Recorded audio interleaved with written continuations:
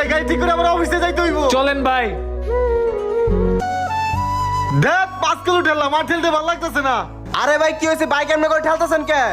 আরে ভাই আর কই না, সকালবেলা গাড়িটা রাখছিলাম পার্কিং এ, ওইখানে কে জানি গাড়িটা চুরি করতে দিছে, পরে দিছে তারগুলা গাড়িটা। গাড়ি স্টার্ট নিতেছে না, যাবো একটা মিটিং এ, কোন তো ভাই কেমনটা লাগে? ভাই ওই সামনে আল্লাহদের মোটরসাইকেল গ্যারেজ আমি কাজ করি, আর আমি হেড মিস্ত্রি, আর আশেপাশে তো কোনো গ্যারেজ নাই। আপনি যেহেতু বিপদে পড়ছেন, আমি কি আপনার গাড়ি ঠিক করে দিব? আপনি পারবেন? ঠিক আছে, দেখান চেষ্টা কইরা। আচ্ছা ভাই দেখতাছি।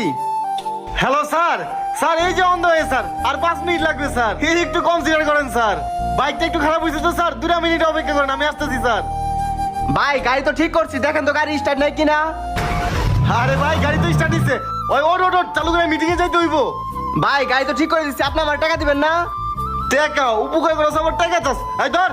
কি ব্যাপার ভাই বুঝলাম না, 50 টাকা এটা কি আপনি আমার ভিক্ষা দিলে? আমি যে কাজ করছি কাজ সর্বনিম্ন মজুরি 500 টাকা, আপনি আমার 500 টাকা দেন। কি রে বাবা রে, 500 টাকা? সামান্য একটু তার দূরে থেকে 500